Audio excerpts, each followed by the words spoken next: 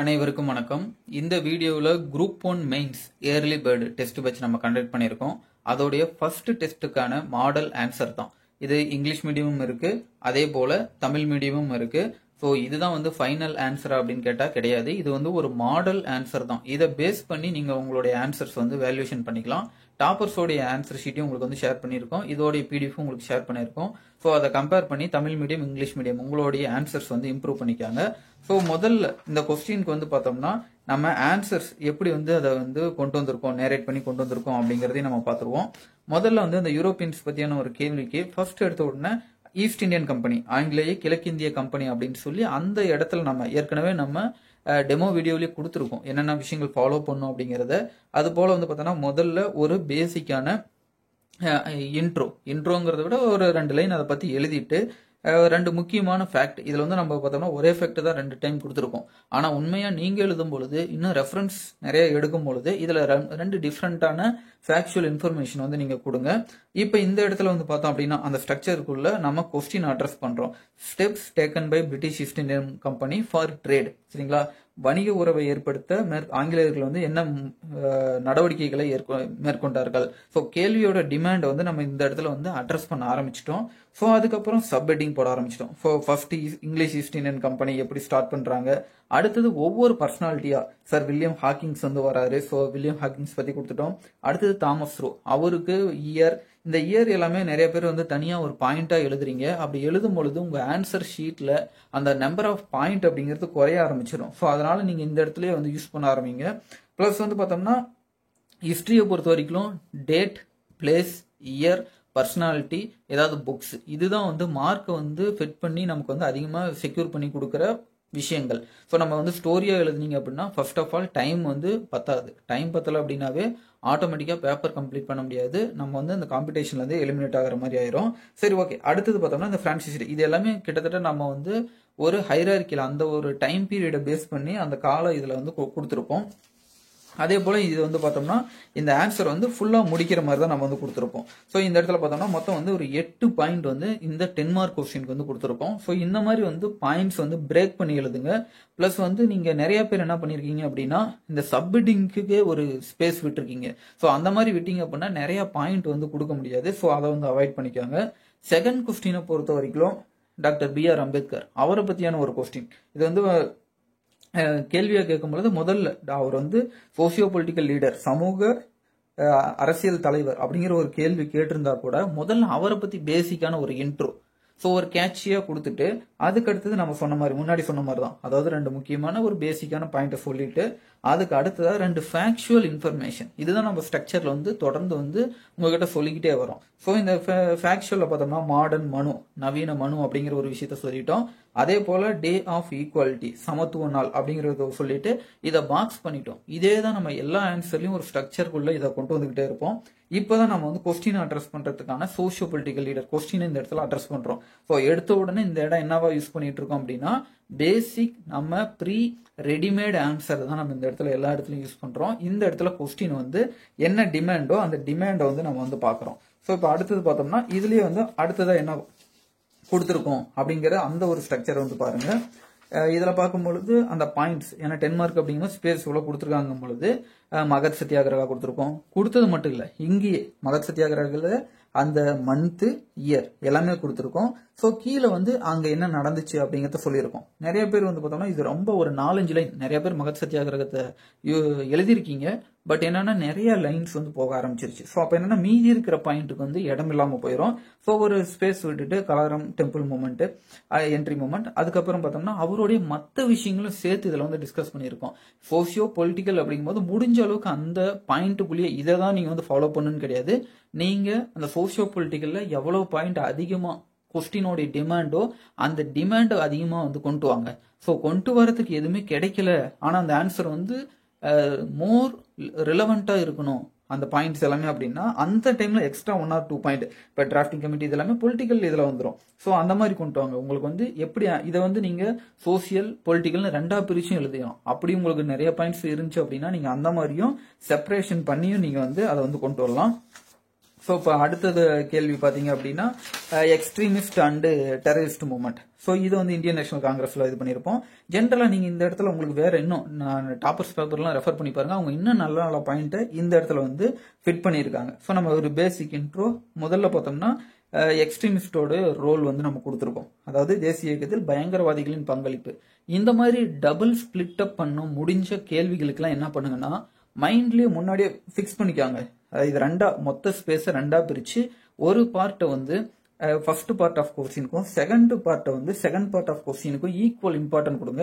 இப்போ நம்ம இதுல வந்து கொஞ்சம் 60-40 கொடுத்துருக்கோம். ஏன்னா பாயிண்ட்ஸ் வந்து நம்ம சில இடத்துல குயிக்கா ஜென்ரேட் பண்ண முடியல அப்படின்னா அந்த மாதிரியும் கூட நீங்க வந்து ஸ்பிளிட் அப் பண்ணிக்கலாம்.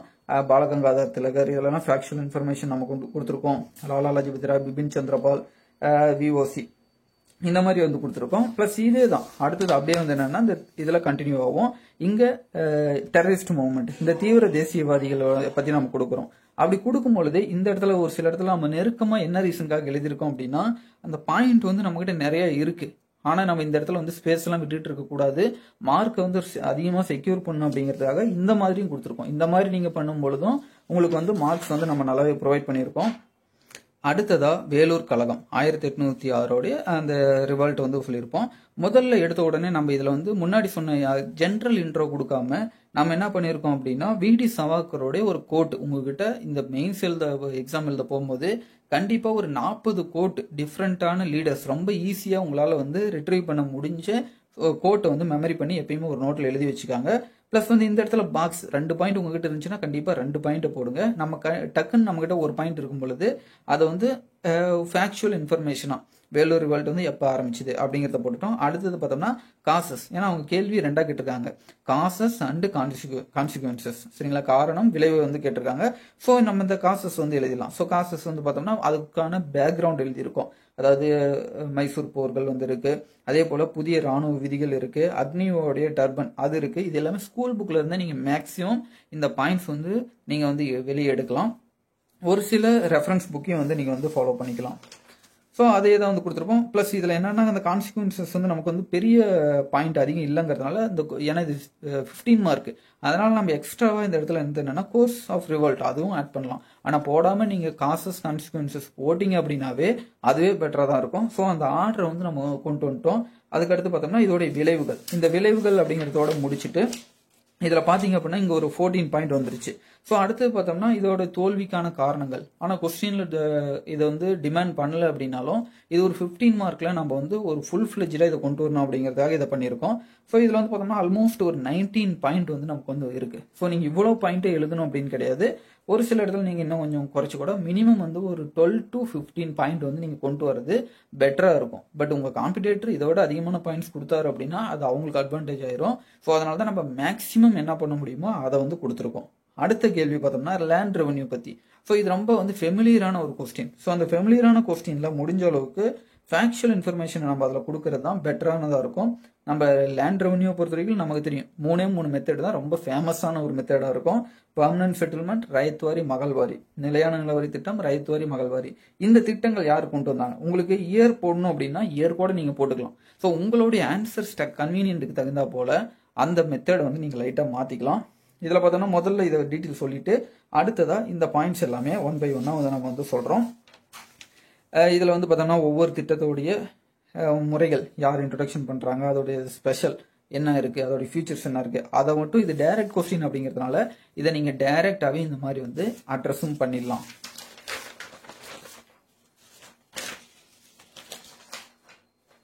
ஸோ அடுத்தது பார்த்தோம்னா இதனால என்ன இம்பாக்ட் வந்து இருந்துச்சு லேண்ட் ரெவன்யூனால அப்படிங்கிறதையும் வந்து பார்த்தோம்னா இதை கொடுத்துருக்கோம். இது எல்லாமே நம்ம கண்டினியூஸ் பாயிண்டா கொடுத்துருக்கோம். ஏன்னா வேல்யூவேட்டருக்கு நம்ம வந்து லெஜிட்டிமேட்டா நிறைய பாயிண்ட் எழுதியிருக்கோம் அப்படிங்கிற ஒரு விஷயத்தையும் நம்ம வந்து இதுல வந்து கன்வே பண்ணிடலாம். பிளஸ் வந்து எல்லாமே நமக்கு வந்து தெரிஞ்ச பாயிண்ட்ஸை தான் வந்து ஆர்டர் பண்ணி நம்ம கொடுத்துருக்கோம். வேற எந்த ஒரு புதுசாகவும் இது பண்ணல.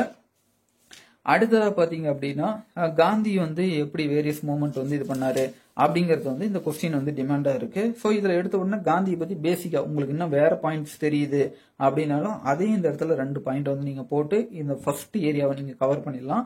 செகண்ட், நீங்க கொஸ்டின் வந்து டிமாண்ட் ஆஃப் த கொஸ்டின் வந்து அட்ரஸ் பண்ண ஆரம்பிக்கிறீங்க. ஸோ நீங்க வந்து என்ன பண்ணலாம்னா, உங்களுக்கு இன்னும் காந்தியை பத்தி நிறைய தெரியுது அப்படின்னா தென்னாப்பிரிக்கா, சவுத் ஆப்பிரிக்கா முன்னாடி அவர் ஏதாவது பண்ணியிருந்தா கூட நீங்க எழுதலாம். பட் ரொம்ப ஃபேமஸா இருக்கிறதுன்னு பார்த்தோம்னா சவுத் ஆப்பிரிக்கா, அங்க இருந்தா வருது. ஸோ அப்படியே நீங்க வந்து அந்த பாயிண்ட் ஒவ்வொன்றா இந்தியாவுக்குள்ள வரும்போது அந்த கால வரிசைப்படி போட்டீங்க அப்படின்னா இன்னும் வந்து நல்லா வந்து பெட்டரா இருக்கும். அடுத்தது பார்த்தோம்னா அவருடைய ஆக்ஷன்ஸ், இதை எல்லாமே நீங்க பாத்தீங்க அப்படின்னா முடிஞ்ச அளவுக்கு ஷார்ட்டா தான் போட்டிருப்போம். இதை ஸ்டோரியா எழுதுனீங்க அப்படின்னா நீங்க வந்து மேக்ஸிமம் 4 or 5 விஷயத்துக்குள்ளேயே உங்களுக்கு வந்து பேஜ் முடிஞ்சு போயிடும். ஸோ அதனாலதான் வந்து ஷார்ட்டாவும் இருக்கும், சேம் டைம் உங்களுக்கு வந்து அந்த பாயிண்ட் வந்து கவர் ஆயிருக்கும். ஸோ இங்க பாத்தீங்கன்னா கிலாஃபத் மூவ்மெண்ட், நான் கோஆபரேஷன், சிவில் டிசோபீடியன்ட், இந்த தனிநபர் சத்தியாகிரகம், வெள்ளையின வெளியேறு இயக்கம், இதுல உங்களுக்கு தேவையான விஷயங்கள், மேஜர் விஷயங்கள் எல்லாமே இதுல கவர் பண்ணிருப்போம். ஸோ அப்படி மேஜர் விஷயங்கள் கவர் பண்ணாவே இந்த ஃபேக்ட் வந்து நீங்க வந்து கம்ப்ளீட் பண்ணிடலாம். ஸோ அதே போல வந்து பார்த்தோம்னா ஒரு 14 பாயிண்ட் வரைக்கும் நம்மளால வந்து கொண்டு வர முடிஞ்சது. ஸோ கடைசியாக இந்த இடம் வந்து ஒரு ஸ்பேஸ் வந்துருச்சு. ஏன்னா நம்ம தான் வந்து மேக்ஸிமம் இருக்கிறத ஓரளவுக்கு கரெக்ட் பண்ணி கொண்டு வந்துட்டோம்.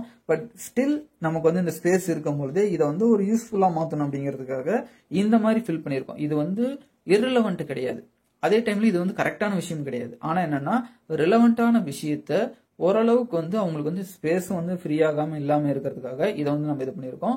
ஸோ இந்த மாதிரி நீங்க வந்து அடுத்த டெஸ்ட் நம்பர் 2 வந்து சண்டே நடக்குது. ஸோ அந்த டெஸ்ட்டுக்கு முன்னாடி அசைன்மெண்ட்லாம் ப்ரிப்பேர் கரெக்டாக பண்ணியிருந்தீங்க அப்படின்னா அசைன்மெண்ட்லேயே இந்த மாதிரி நீங்க எழுதி வச்சுக்காங்க. அப்பதான் உங்களால ஆன்சர் வந்து ரிட்டன் ஈஸியா வந்து உங்களால வந்து திரும்ப எழுத முடியும். இதே போல வந்து அடுத்தடுத்த டெஸ்ட்ல பண்ணும்பொழுது உங்களுக்கு இன்னும் வந்து யூஸ்ஃபுல்லா இருக்கும். அடுத்த வீடியோவில் பார்ப்போம். நன்றி, வணக்கம்.